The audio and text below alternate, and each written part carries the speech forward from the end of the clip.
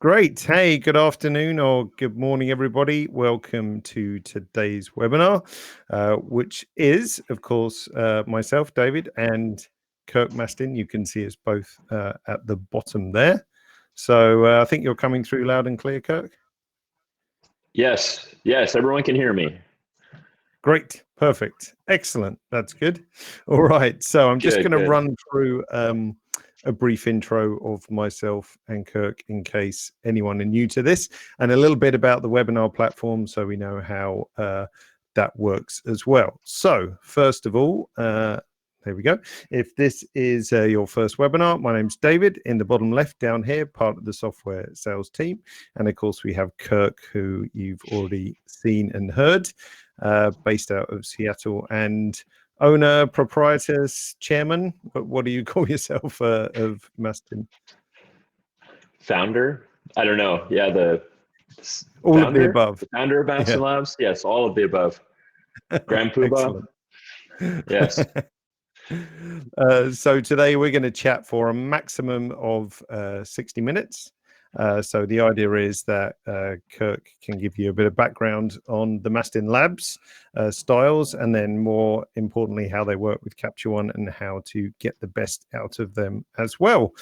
We are recording this, so don't feel you have to remember everything. I'll make the recording available anywhere between 1 to 5 days after this event. You're very welcome and encouraged to submit your questions at any point. There is rather a lot of you, so we can't necessarily answer every single question. We will do our best. And of course, you're very welcome to enjoy the chat room. So the chat room is the one that you see on the right-hand side, which many of you have found already, which is great. So that's where you can, that's right, that way, or is it that way? That way. It's all opposite. Yeah, that way. Yeah, that way. So that's for abuse, heckling, chatting amongst yourselves, and so on and so forth. If you kind of look down underneath, you might not see it on your web browser. You'll see the ability to ask questions, which I see some of you have found already as well. So we will try to answer what questions we can. And as I said, if we don't get to your particular question, don't be offended. There is rather a lot of you, of course, but we will do our best. Yeah. And if at any point you lose sound or picture or something like that, the best thing to do is just come out your browser and join again, and then you should be good. So if you can't hear, can't see, quit your browser, jump back in, and all should be good. Alrighty, so the next test of our technology today is to switch the screen sharing from myself to Kirk. So let's attempt to do that. And we should be able to see. So if I pass the torch over to you, Kirk, if you click on the share screen on your side of the face, then hopefully we can see that. Fingers crossed. All right. How does that look? Okay, I'm going to need to make you bigger. Oh, that's right. I need to increase my screen resolution. Oh, yeah, bump that up a little bit, and that would be good. But we are seeing your screen, so that's also a good start. Great. All right. I picked a bunch of images from the Mastin Labs community. All kinds of stuff. Let's see here. I'm going to fix this real quick. Okay. Scaled. And this way, everybody who's watching can see the controls a little better. Yeah, that's perfect. Good. Yeah. Okay. So, yeah, welcome. Thank you for joining us. And I'm going to get right into some edits here. I have a bunch of images from our community. I cannot see the chat window while I'm doing this. So if there's any questions, maybe David, you can. Yeah, I'll keep an eye on the questions, and then we can pause a few times and pick out some of the most common questions as well. So yeah, so run through an edit, and then we can pause and then look at some questions and then continue. Okay, great. So I've got a bunch of images. I've got some portraits. I've got indoor, outdoor, some landscapes, a lot of wedding stuff. A lot of our core community is wedding photography, but we emulate film. So, you know, film isn't really specific to a type of photography. We've been around for 7 years, I guess, in Lightroom, and we emulate different films according to how they're scanned on the Fuji Frontier scanner. So that's a very specific scanner. It's not like a drum scanner. It's not like scanning at home. It's a very specific look. It was very, very popular, at least when I got started, for people in wedding and portrait photography. It was like the look that people wanted. So I developed all this stuff for myself first, and then it became a company, and everything is based on that scanner. Do you still have the scanner as well? Pardon? Do you still have the scanner as well? I do. Yes, yeah. It's really special. You can't get them anymore. Nope. They're very powerful. They have really nice color. It's kind of like Cuba, where like you have cars and there's no new cars, and you just fix the ones you have, you know, forever. That's the kind of situation. So we got a lot of rules about in the office about what you can do near the scanner. So keep it going. No drinks. Yeah. No drinks. Yeah, no liquids. So basically our system is very straightforward. One of the things I pride myself in is that the film preset, or the film styles that we make, they model not only the color changes in different films according to how they're scanned on the Fuji Frontier, but also they also have the micro contrast and the transitions in, you know, light and shadow that film has. So it's kind of like a model that we've built. So I'll just get right into it, and I'll show you what all the controls do. So on the left, we've got, actually this is a custom workspace so we've got this little one at the top here. You've got all of your normal, you know, Capture One workspaces here that come with Capture One, but we've got a very specific one that we made for Mastin Labs users, so that they follow our workflow and have everything they need without too many other tools. This is really helpful for people that are switching from another platform to Capture One, so they're not overwhelmed with all of the amazing things the Capture One has. Because that was something for me a couple of years ago when we started talking about moving things over to Capture One. Right. I looked at the interface and I was like, oh my God, you can do so much. It's incredible, and a little overwhelming. So we made a custom workspace here to get you just what you need. You can always add stuff to this if you want. I mean, you just right click and you can add all kinds of other things and make it your own, but it's just a starting point. All right, enough blabbing on here. So the way this works is you just start with a base preset. Oh, I'm just going to hide our heads, Kirk, because we're covering up part of the styles and presets window. So I'm just going to do that. And now people should be able to, just see the screen and not our faces. Okay, carry on. That's great. Okay, so this image is underexposed. The white balance is super cool. It's a raw image. But you always start at the top and work your way down. So the first section is film, and then there's white balance, tone, lens correction, and grain. And if you just work your way down, you should be able to get a great edit without having to dive into the color editor or any other controls. So I'm going to start with Kodak Gold 200. And that applied a bunch of things underneath.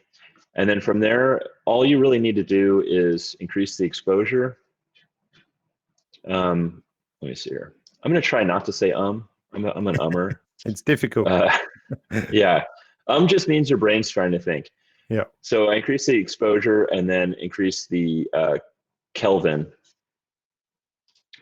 And so the thing about Kodak Gold, and I'll go into detail about every film type, is that they're based on real films.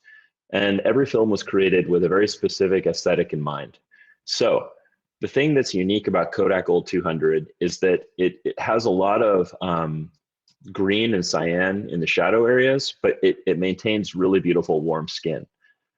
This is the film that, you know, if you're my age, I'm 41, I'd say for between the ages of, I don't know, 30 and 50 or 30 and 70, probably the majority of the photos of you taken as a kid, if you lived in North America, were taken on this film.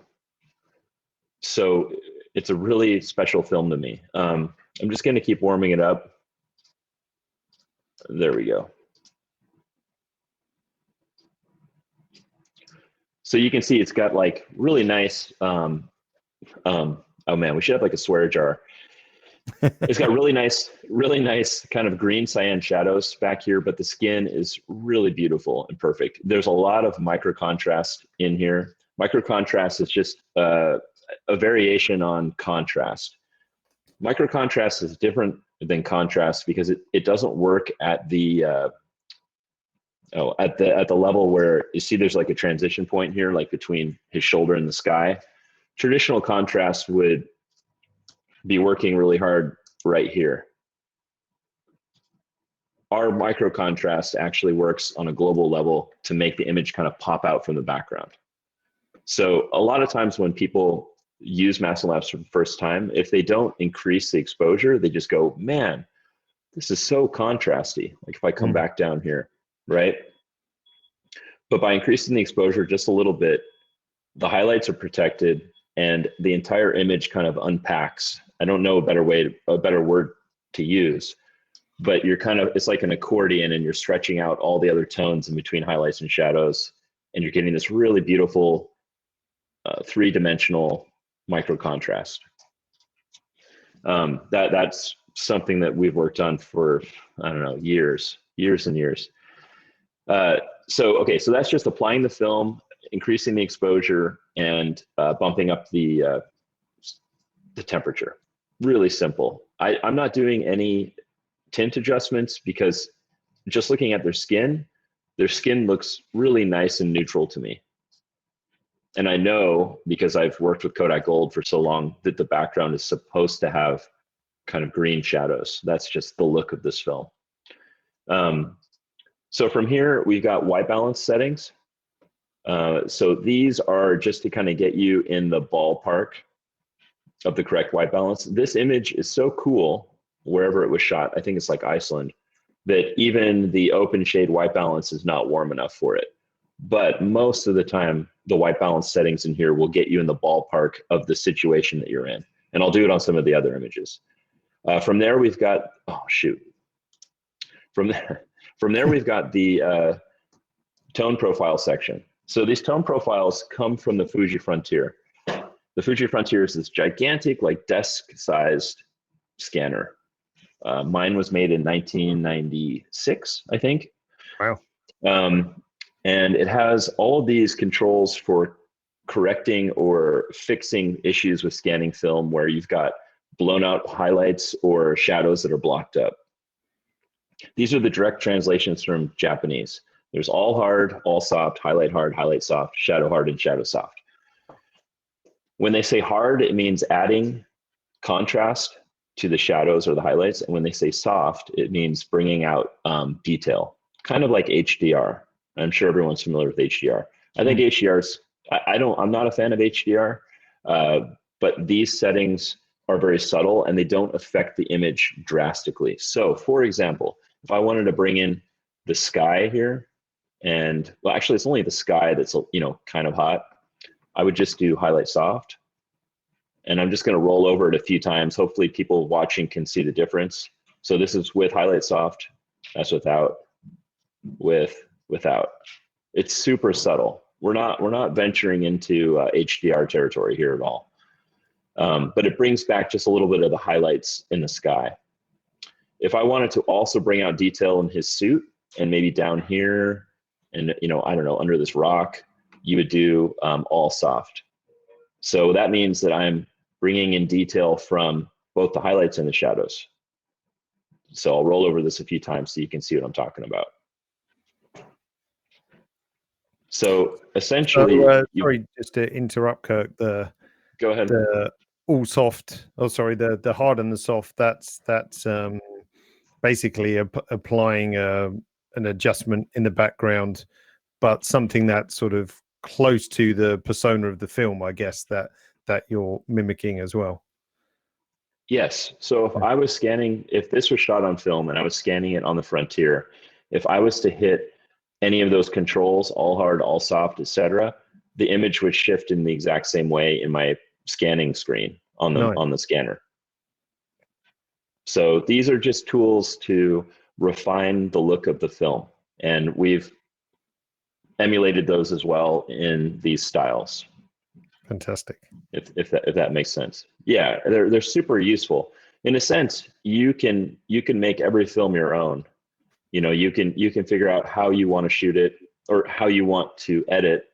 And we have a lot of users who go on from learning how to use Mastin Labs to shooting film to being able to talk to their lab and actually getting the looks they want from their film lab from using this, which is cool. So I'm just gonna, I don't know, I'm gonna hit all soft. And now under that, we've got lens correction. So a lot of lenses, especially when they're shot really stop down or wide open, I mean. For example, like a 50 millimeter lens, like a 50 millimeter 1.4, if you shoot that wide open at 1.4 or 1.8, you've got a lot of vignetting around the sides, which you can kind of see down here. And then some lenses, like a 35 millimeter lens or a 28 millimeter lens or 24 millimeter lens, they not only have vignetting, but they've got a lot of distortion in the lens. So we've also included lens correction, like a lens correction section. So you can see when I hover over that, how much it changes again. And this is a personal preference. The reason I added a lens correction section to the side is that I shoot a lot of medium format film and large format. Well, I'm gonna X off the large format part, but a lot of medium format cameras, the lenses are super well corrected and you don't have a lot of vignetting or distortion. And for me to get my digital images to match that, I made a lens correction section so you could apply it. Does that make sense? Yeah. Like, yeah. Yeah. So if you want a real magazine, like flat, flat look as in not the image being flat, but like perspective, like on a plane looking flat, like no distortion, everything looking like a canvas, lens correction is great. So I'm just going to leave it off for now. I kind of like the vignetting in this image, so I'm just going to leave it alone. Okay, so I'll get through this last section and then I'll speed through some edits and I can take some questions. Awesome. So this last section here is the grain section. And this is something I am so excited about with Capture One. In Capture One, you have all of these grain options. Like you guys have gone to the trouble and you understand the grain has different patterns and shapes and randomness to it. Like it's an organic thing. It's not like a pattern that you just roll over with a paintbrush over the whole image. So we've included 35 millimeter grain and medium format grain for each film. So we're taking the grain pattern from, Kodak Gold 200 on a 35 millimeter frame and made that an option. So if you roll over it, and then we've also created a medium format grain, which means, and when I say medium format, I'm talking about the 645, like the 120 millimeter, 220 millimeter format for those that shoot film. It's the most commonly used. So that's our other grain pattern, is for matching that size grain. So this is 35 millimeter grain. I'm zoomed way in, I'm at 200%, so you can really see it. But if we go to medium format grain, it's a much more subtle grain. And then if you want, you can just hit reset grain and turn it all off. I personally like the medium format grain myself. That's what I use. So that would be an example edit. As you can see, there's very few steps. It's super easy to get a really nice image. I'll show you before and after. So this is before, and that's after. Nice. And as you, it's built for simplicity. Am I allowed to talk about Lightroom at all in comparison? Yeah, of course. Yeah. Okay. Because I have a few issues with Lightroom. So one thing I don't like about Lightroom is that by default, it shows all the HSL slider stuff on the side. And one thing that we try to train our users to do is to not touch that stuff. Do not touch it. Everything that you need to get an accurate film look for that type of film is in the formula already. And I think it just comes from a lot of other presets and styles out there that people just dive right into that and just start messing with HSL and all that. And for those not knowing what I'm talking about, HSL is hue, saturation, and luminance for different color channels. When people mess with those, they just get lost in the woods. It's not good. So I was really happy that we can make a custom workspace in Capture One. It's just the best. It's fantastic. And those tools that you put in the workspace, that's really all you need to use, yes? Yes. Yeah. What did I just do? I hit tint or something. Okay. Okay. Yeah, I didn't mean to do that. But yeah, we only put in what you need, which is great. So I can really fly through stuff. So now I'm going to do a few quick edits. This is probably what everyone's been waiting for, and you can just see how fast I can go. So that's Akhtar. Okay, Akhtar is a totally different film. It's very, very colorful. It's very, very saturated and contrasty. Akhtar is Kodak's newest film that they've made. Some people say it's P3200, but that's actually a reissued film. But it's their latest and greatest film, and it's meant to look like a slide film, but it's actually a negative film. So it's got the saturation and the punchiness of slide film, but it's a color negative film, and I love it for a lot of things if you like color. So I applied it. You can see this image is like bursting with color. If I was to do Kodak Gold 200, you can see I'm turning the color down to like, a 7 out of 10. And Akhtar is like, let's turn this up to, 11 out of 10.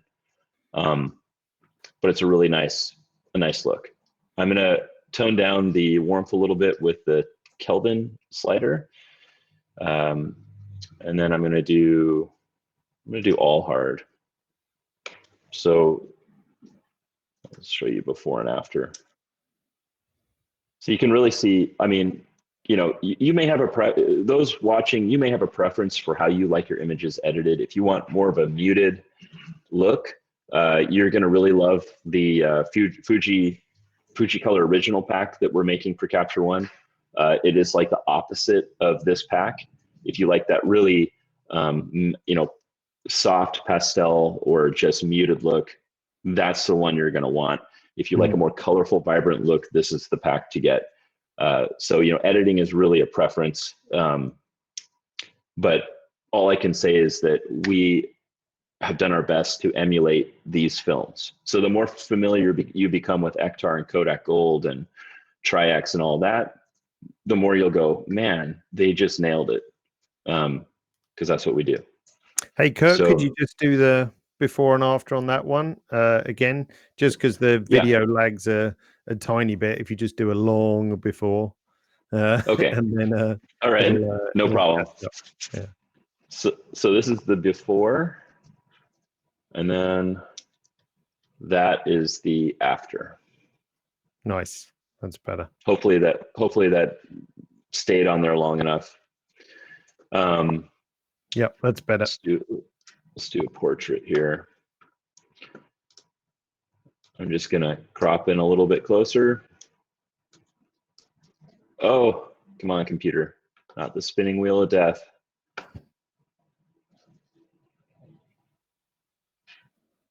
So while this thing is thinking, I'm gonna give a little pro tip here.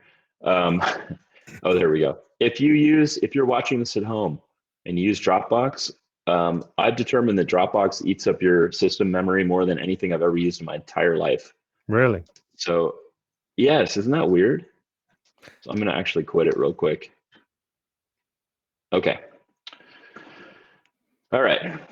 So this image is very overexposed, but we'll tackle that in a second. So here's Akhtar. I'm going to just drop the exposure here. He's a little bit yellow,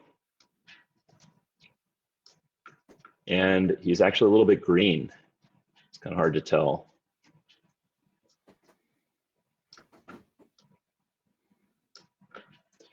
But when I edit, I'm just going to be bouncing around between exposure, temperature, and tint for the most part. I'm going to do all soft. Actually, I'm going to do highlight soft. Job done. Yeah. I mean, the only thing I would do possibly for him is draw like a little mask on his nose and knock that down a little bit. Now, I am not a super duper pro at using masks in Capture One yet. I mostly look at color. So, you know, correct me if I'm not doing this the best I can. But yeah, just like drop it down just a little bit on his nose. Yeah. So, No, that's nothing wrong with doing that. So it looks good. yeah. So I'll show you a before and after. So that's before, and that's after. Nice. So nice quick edit. Yeah, you don't have to do that much. I'll jump over to another, you know, wedding-y image, and then I'll do another portrait and then some black and whites. Cool. Maybe after this one, we'll pick up some questions as well. Yeah. Oh, totally. Yeah, I can't see the chat thing at all. So if there's questions, I'll pull some out for you once we've edited, or once you've edited this one, rather. Okay. Yeah. So I don't know. I'll do Kodak Gold 200, and just drop the temperature a tiny bit.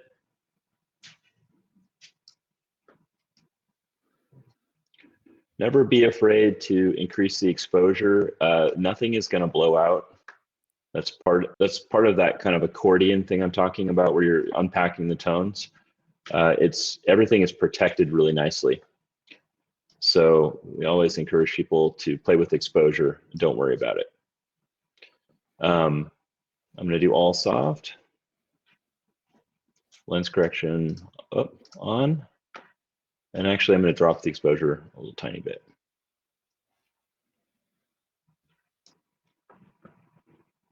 Whoops. Sometimes my cursor gets stuck in a control panel and I'm trying to scroll up and down, and I adjust like Kelvin like crazy. But anyway, yes. So let's do before and after here. That's before and that's after. It's a very, very colorful pack. Drop down. Beautiful. I'm gonna drop the Kelvin just a little bit here. There we go. Okay, so this is probably, I'm actually a little bit up. This is probably how I would deliver it as a previous wedding photographer for 20 years. I would do that quick edit. I would take this setting and then apply it to the next, 15 photos that are similar. It's just a quick way to get through edits. So here is before. I'll let it rest here for a second. Yep. And then here is after. Okay. Nice. I'll do one more here, black and white. And I'm also going to show off the perspective correction, which I totally love in Capture One. It's amazing. So for anyone watching, famous church in Iceland, eh? Yeah. A few people have gone to Iceland to shoot weddings, like 4 or 5 people in the world. So let's do Kodak Triax 400. So Triax is like the most classic black and white film ever, I think. It really has its roots in photojournalism, but what I love about Triax is that the actual film itself can be pushed, up to 6400. You can push that film again and again and again and get really beautiful grain.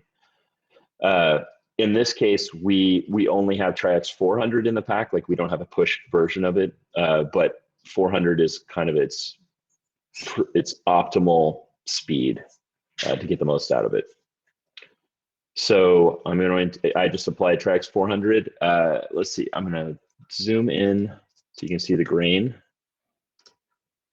I don't know how well you can see it at home, I'm never sure how well it translates through, a webinar, but the grain is just amazing. I just can't get over how good grain is in Capture One. Back in the bad old days, I would have to edit in, previous to Mastin Labs, I'd have to edit in Lightroom, export my JPEGs, take them into this program called Alien Skin. I don't know if people even use it anymore. I put it in Alien Skin, apply grain, because they had way better grain than Lightroom, and then export it again. I don't have to do that with Capture One. Like, it has amazing grain. I have no complaints. Okay, so I'm going to do all soft. I'll just roll back and forth so you can see the difference, but it's bringing in more sky detail, a little bit of shadow detail, which is what I want. And then the last thing I'm going to do is use the, what do you call this? The keystoning tool. The keystoning tool is just so awesome. I love it. So you just find some straight lines. So I know that this building is straight. And I know that it looks like it's leaning backward because this photographer used a somewhat wide angle lens and wasn't shooting straight on. But just by nailing down the sides here and hitting apply, we've corrected the entire building and the entire image, which I love. I think it's so cool. So here is, I'll do a before and after. So here's before, and here's after. Really, really nice. Nice. Okay, so questions. Yes. How's Okay. that so far? I'm just going to scroll down the list. There was a couple of people asking when the next Fuji ones are going to be available. I am working on it every day. So as soon as possible. Yes. Someone was asking, can you use these with Capture One Express, the free version? And I'm thinking probably no. I couldn't remember if you have used some advanced color edits, haven't you? We're using everything. Yeah, so summer in that case, it wouldn't work as expected, I would say. So you'd have to be on the pro version because of all the various tweaks and tools and so on. Yes. Yeah. Let's see. Yes, there will be a recording. A couple of people asked on that. Derek was asking, are the films emulated using Capture One settings, or is it a LUT that can't be adjusted? There are no LUTs that you can use to make styles in Capture One. Correct. So yep. everything is created from the ground up within Capture One using a combination of like everything. Yeah. Like literally every tool. Which was a lot of work, but worth it. Definitely. Okay, so Miranda's been answered. She's looking forward to Fuji. That's great. Do you ever do bundle sales and things like that, Kirk? I'm not an expert on your e-store, but if people want to buy styles, they can buy more than one in one hit and so on. We do not have any bundles right now. We do have a code, Film Love, that you can enter at checkout for 10% off. That's the only thing we have going right now. But we do have two, massive sales per year. So they're almost 6 months apart. We just had our last big sale like a month ago, so it's going to be a little while before we have a big sale. Yeah, and that's what we have. If you want that offer code, just to let the people know, if you look under the main webinar window, there's a little tab called offers, and I've just written the code in there so you can see it as well.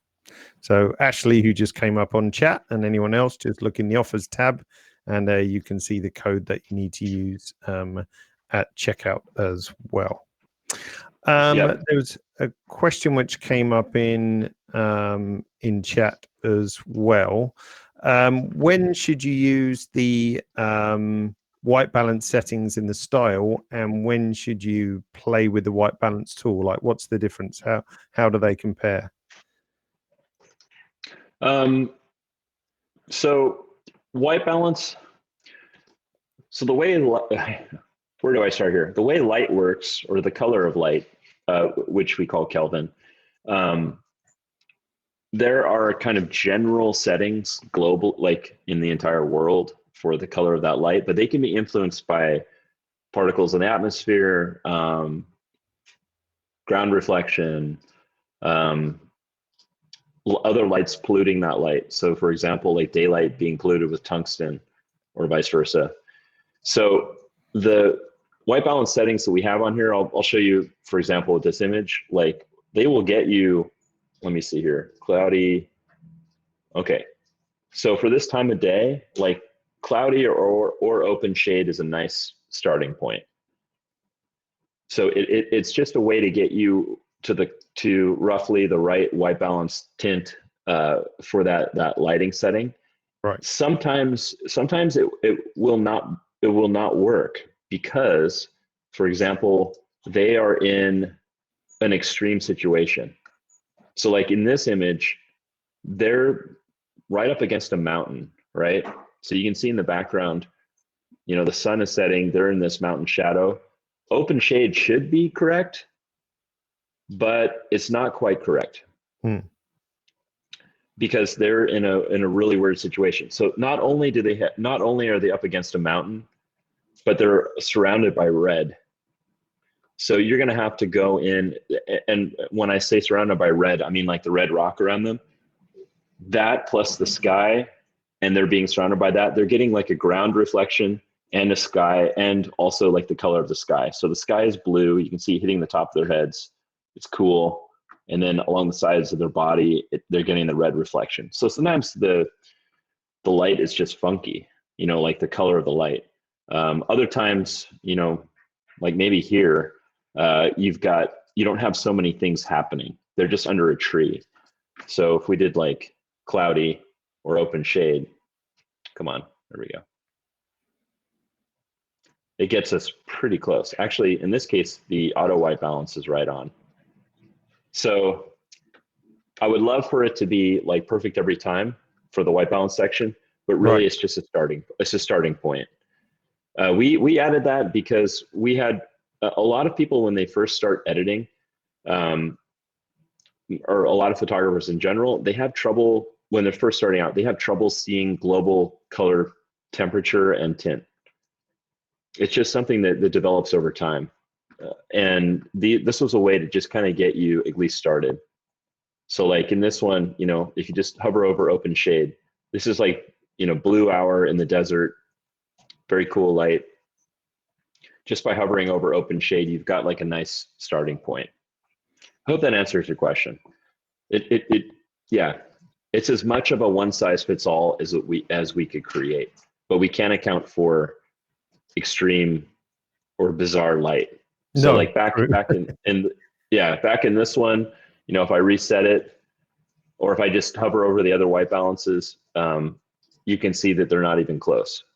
Because in the original photo, I mean, they're like in a, you know, this might be like an hour or 2 hours after sunset with barely any light. So the color temperature of this light is really, really, really cool. So we had to go way above and beyond even like open shade. Yes, I hope that answers that question.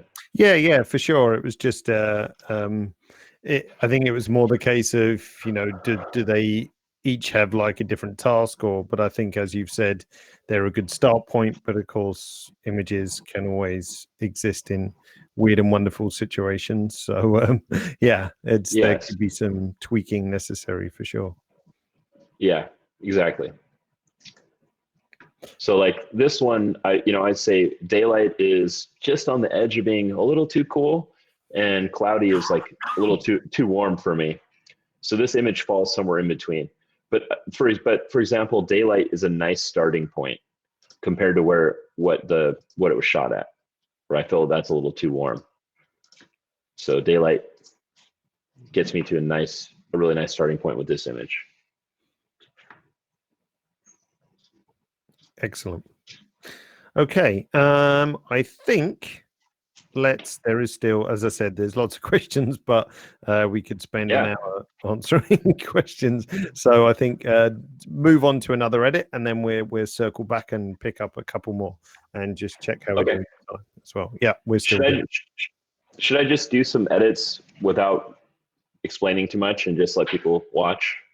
Yeah, no, I think always the commentary is always good. What's going on in your brain cells, kind of thing, as you do it. So okay, yeah, okay. So for this image, I'm going to do Akhtar 100.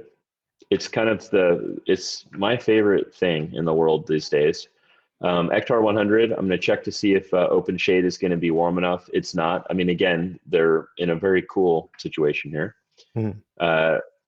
Increase the Kelvin slider, and honestly, I mean, I don't think this image needs much more than this. I might want to bring in a little bit of detail in her dress here.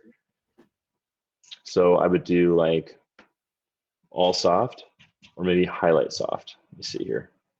Yeah, just highlight soft. So do you see, I don't know if you can see this, David, but if I hover over highlight soft, just watch her dress. Yeah, it just pops back in. Yeah. Yes, like literally nothing else is changing in the photo. And that's exactly how the Fuji Frontier scanner works. Mm-hmm. Very subtle adjustments just to bring in what you need.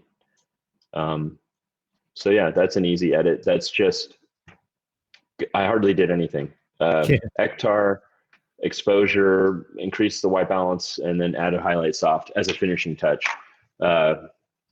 Here is before. Nice. And here is after. Wonderful.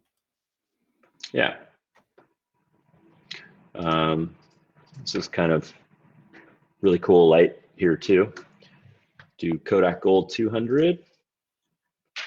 You can see that green on the sides in the shadows. I mean, I love it. I mean, it's like, I love Kodak Gold 200.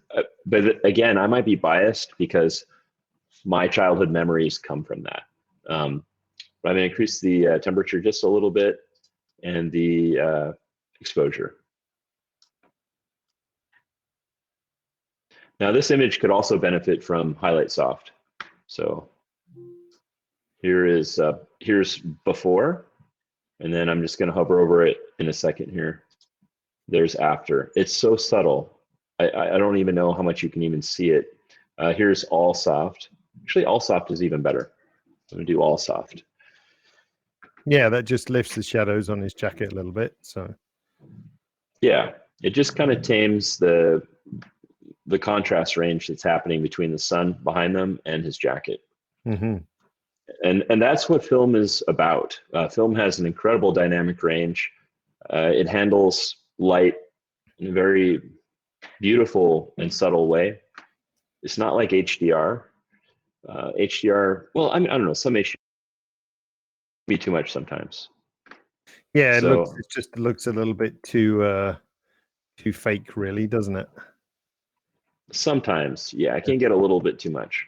But then again, to each their own. You know, I don't want to criticize anyone else's way of editing. But film is where I live. Like I pretty much only shoot film. Mastin Labs was created so that I could shoot film and digital at weddings in particular and be able to match everything for my clients. Okay, let's do something with darker skin tones. So the Akhtar, I find, just looks fantastic on people of color. Like the base colors in Akhtar go really, really well with darker skin. So I'm just going to apply Akhtar, increase the exposure just a little bit. And I'm going to talk to you a little bit about skin type. and how film and styles and everything interact. So skin interacts with film and styles in the same way that skin interacts with makeup. Like if you go, I mean, I don't wear makeup, but the idea of makeup is that you have a base tone in your skin, depending on your ethnicity, like your skin type, and the colors in your skin either clash or complement whatever makeup goes on top of that. And it's the same with film. So Akhtar goes really, really nicely with darker skin tones, because his skin tones, for example, his skin tones already have like a lot of orange and yellow in them. They don't need any more orange and yellow. A lot of like Kodak films have a really heavy orange and yellow base, and that's really good for people like these people, because Caucasian skin, real light skin, it needs that orange and yellow to look really healthy. His skin does not need it, because then he could turn super orange. What's nice about Akhtar is that it's got a lot of red in it, red and cyan in the shadows, and that works really well with his skin. It's not bad on, so I'll do it to these people as well. It's not bad for these people, but it's a little bit overpowering sometimes. So I'm going to turn this down a little bit. For images like this, traditionally, like in Southern California, when you're working with Caucasian people, a lot of photographers in that area, they shoot Fuji 400H. It's a film that's very, I don't know, it makes you look like porcelain. It gives you a nice, really nice skin, but it's very mellow. It's like if I took, I don't know, I have no way to simulate it. If I just like cranked saturation way down, it's still not even going to be close, because Akhtar's got so much red in it, but it's a whole different look. But if we go back to this guy, it just looks really good on his skin. So here is Gold 200. If I switch over to that, so that's Gold 200. You can see how the shadows, like by under his leg and behind his head, they kind of shift to a cyan green from being more neutral. And it's not bad. The gold, Kodak Gold is not bad for his skin. Still looks fine. But I just, on a personal note, I feel that Akhtar just looks really fantastic on darker skin. That's my 2 cents. And then I could go through the line of all the different films out there, basically any film ever made, and tell you what skin type it's best for. But it's something really worth exploring as a photographer. It's really important.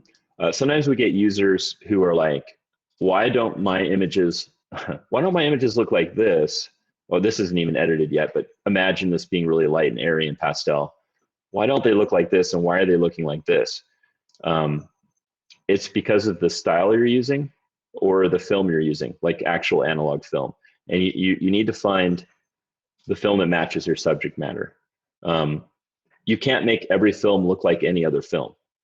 So if you've been admiring Fuji 400H shots, and and then you only own the Kodak Everyday pack, you're not going to be able to get that look, and vice versa. If you own the Fuji 400H style pack that will come out soon, and you like the richer colors of Akhtar, you can't make one into the other. It's not possible.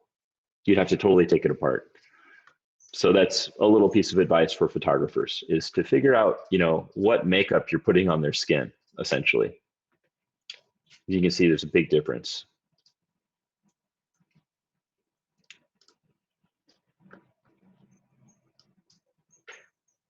So, okay, I hope that's my little side rant, but really important, I think, for people to think about.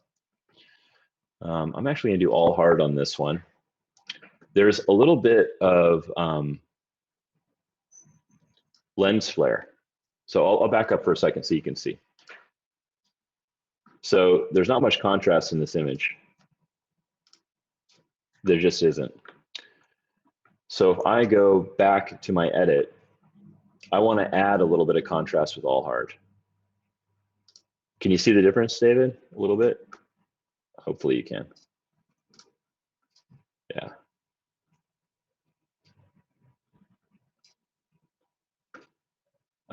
Hey, are you still there?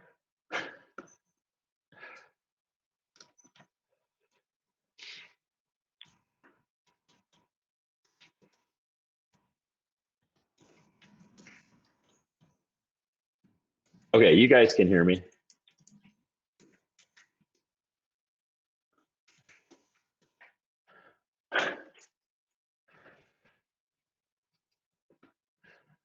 Okay, he got sucked into that black hole they just took a picture of. Okay, well, while he's coming back on, I can see your comments here. I'm going to see if there's any questions. Let's see, Aaron says, please edit Fuji. I don't have that style pack done yet. Otherwise, I would. Process the fruit dessert. Okay, I'll do that one next. And a Fuji RAF edit. I will see if I have one in here. Okay, everyone's going crazy about Fuji. All right, got it. Is everyone requesting Fuji because Fuji files don't render that well in Lightroom? You get that kind of wormy look? Okay, everyone's saying yes. That's how you found C1, because you hate the way that Lightroom renders Fuji files. Oh, that's funny. Okay, cool. Shoot, I don't know if I have any Fuji files queued up. I'm back, by the way. Sorry about that. Oh, it's okay. Yeah, Okay, I think my Mac got a bit hot, and yeah, it wasn't too happy, but it's all good now. I was trying to multitask in the background, which I probably shouldn't. Interesting. We've got a lot of users who are just like love Fuji cameras, but they're just pissed off with how Lightroom renders Fuji files. And I don't have any Fuji RAF files queued up. Otherwise, we should do another one that's just Fuji RAF, like an entire webinar just on Fuji RAF. Yeah, for sure. Yeah, I would love to do that. Well, I can just tell you, everyone's like, God, please. Okay. Yes, it looks amazing on Fuji. It does. It looks fantastic. If I had some stuff queued up, I would show you. But that's the and in your experience, have the Fuji files differed that much, or they've been handled quite nicely with your styles and in Capture One? They look great. They look great. Yeah. Okay. Yeah. Everyone loves how Capture One handles Fuji files. Yeah. Yeah. That's funny because for myself, Kirk, I mean, whether I'm editing a Canon file or a Sony file or a Fuji, I mean, the experience in Capture One should be pretty similar. I mean, we treat every camera as an individual, and it has its individual profiling and so on. So really, whether it's Canon, Nikon, Sony, Fuji, Capture One should treat it really in a very similar way. But don't take my word for it. Download the trial and give it a go yourself. Yeah. Exactly. Yep. Yeah, and I mean, you can try a trial, so you have nothing to lose. Exactly. Yeah, nothing to lose. I'm just editing away here, kind of randomly. I like the vignette. Actually, I'm gonna turn the lens correction off. Oh yes, I love this. Let's see here. The linear gradient mask. So this comes from the old days of the graduated neutral density filter, which I love. So it was a piece of glass that was dark, and and then would go to clear with different kind of transition points. Man, I used that so much. There was a photographer named Galen Rowell. I don't know if anyone watching this knows who he is. He was one of the most fantastic landscape photographers that I've ever experienced. And man, he really used those graduated neutral density filters well. And I love using that in my work too. This isn't my image, but I love being able to balance out the sky like that. in a really nice way. I mean, look how great this rock looks. Yes, it's really nice. Okay, so here is before, and that is after. Fantastic. Yeah.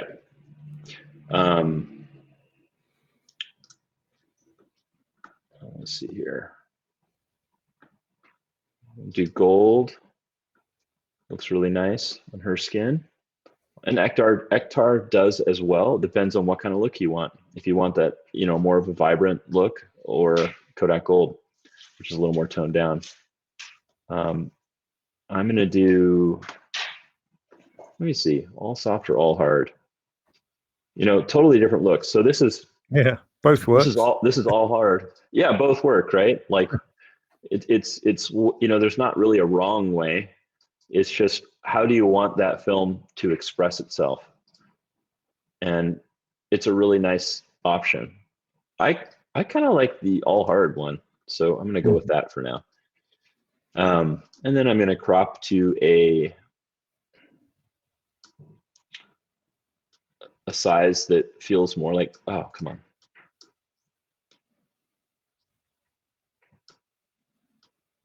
What am I doing here? Am I doing something wrong? You might have it set to output on the crop tool.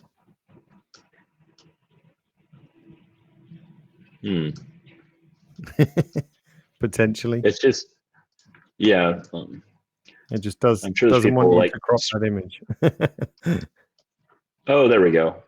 There we go. I'm sure there's like people like screaming at their computer going like, come on, what the hell is wrong with you? Okay, so I personally like this aspect ratio more than 35.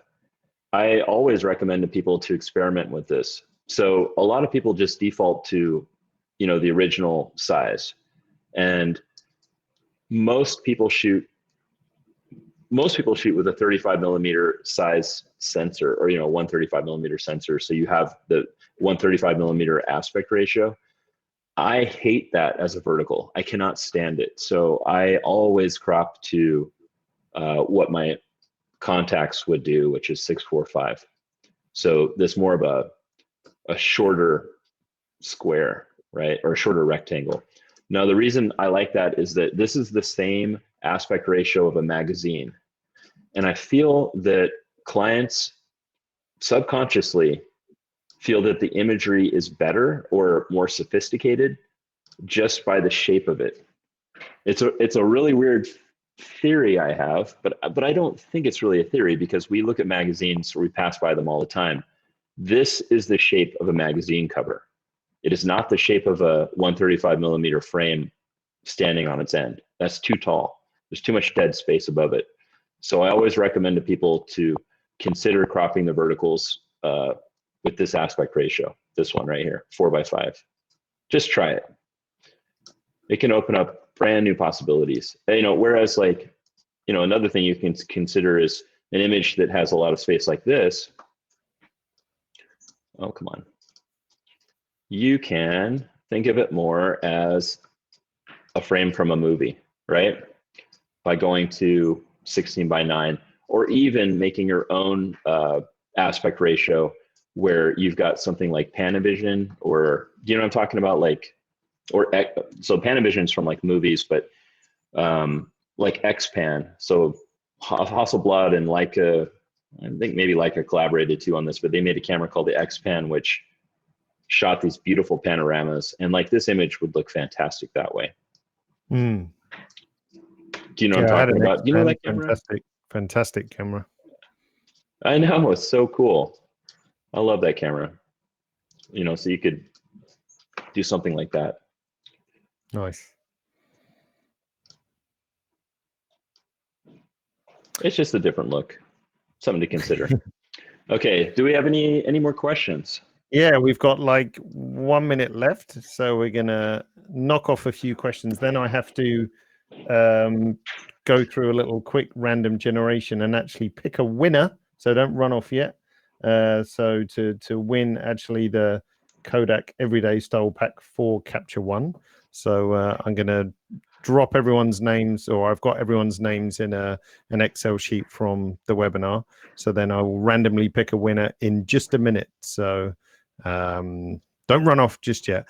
Last few questions. Let's see. Good question from Christopher, and maybe you can answer it, Kirk, but I can probably also give a reasonable answer as well. So there seems to be an army helicopter going over my head at the moment. So if you hear that, that's why I'm going to let it pass. It's better. Due to different camera manufacturers handling colors differently, have you found the film styles work just as well on similar, if not identical, images from Sony, Canon, and Nikon? So how do they react to sort of different cameras and models and things? So far, they're very, very consistent. But that is something that is really hard to know until these are out in the wild longer.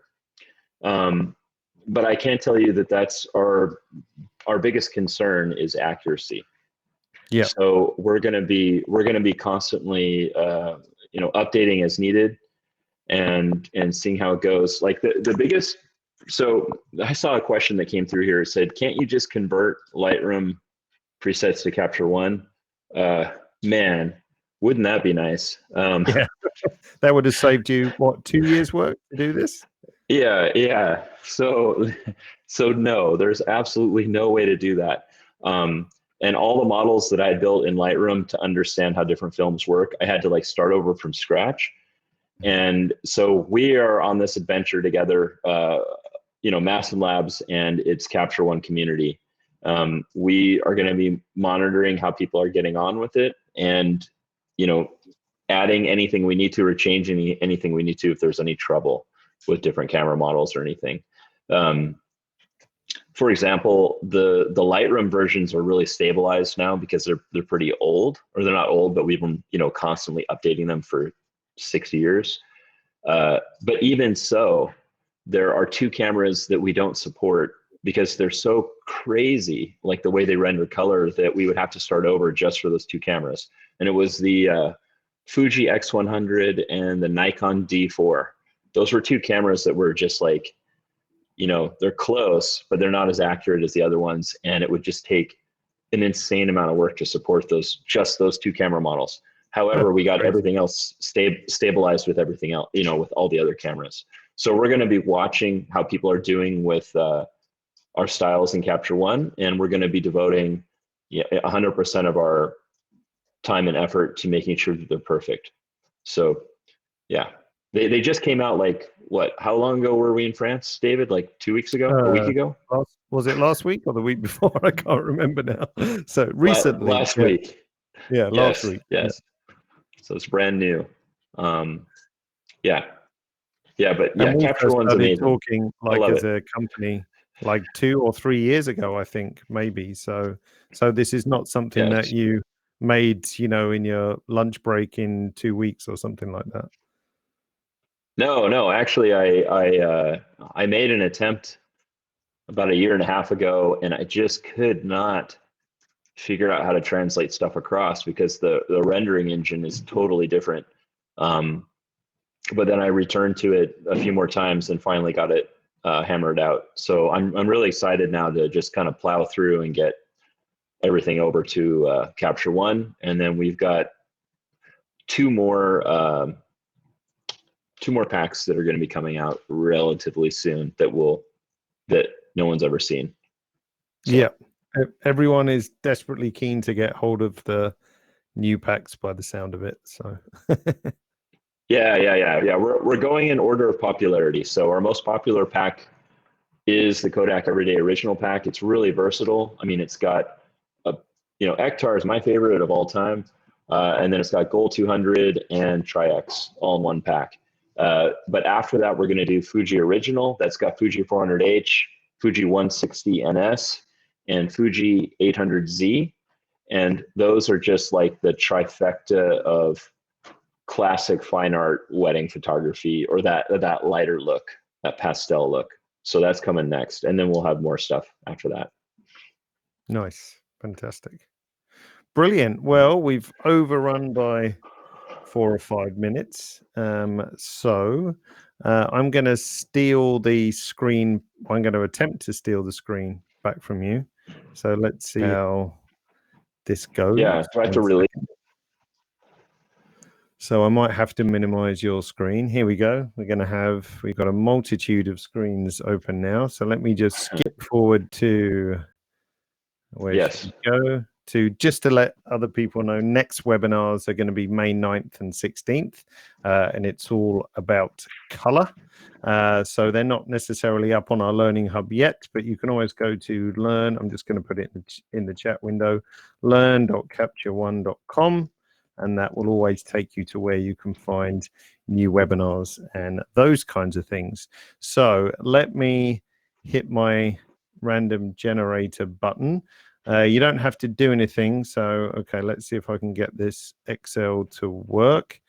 Okay, give me a second. I can't show it on screen because I'll get sued for breaking every European GDPR law there is in the land. Oh, man. Yeah. That whole thing was complicated.